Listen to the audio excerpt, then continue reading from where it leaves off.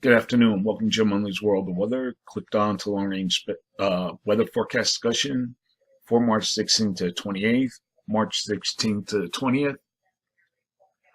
This is what the patterns forecast to look like. Miles of good agreement. We have a ridge here near the Aleutians, trough here, above normal heights across much of the high latitudes. We have a trough in the east with a split flow across the west central states.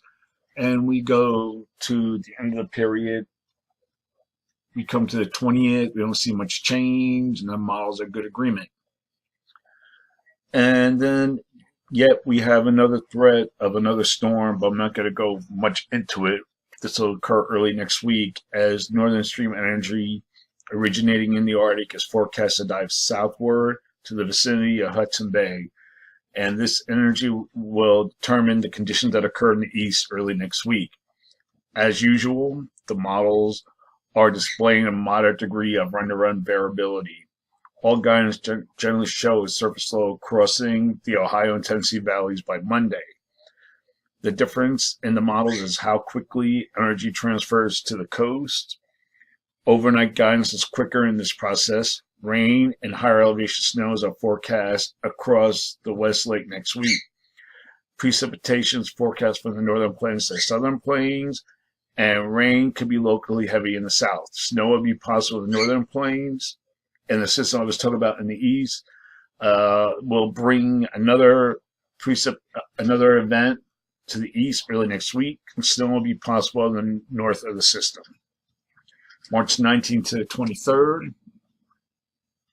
Here we are at the 21st, and the pattern gradually flattens as we go through the period. Now we're here at the 21st, and we're going to go forward in time, start seeing flatten, relax, but we still have our trough, ridge, and ridge here across the high latitudes you see here. And then we look at the rest of the models.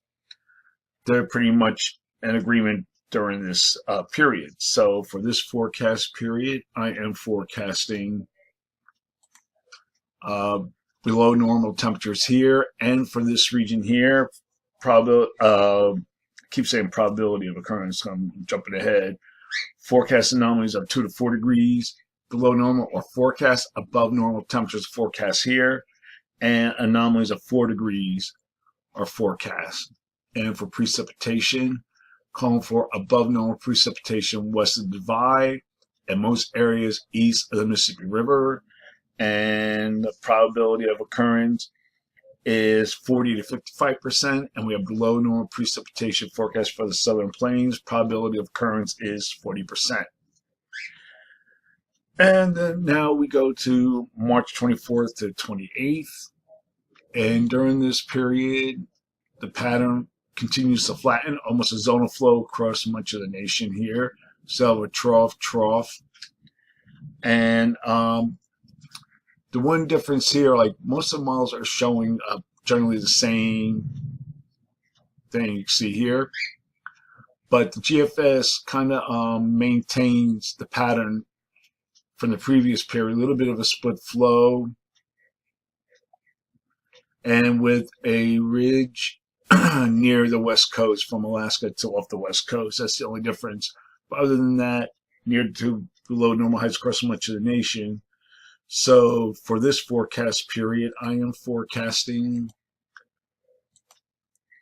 below normal temperatures for much of the nation. I think these anomalies are too high, especially here in the east.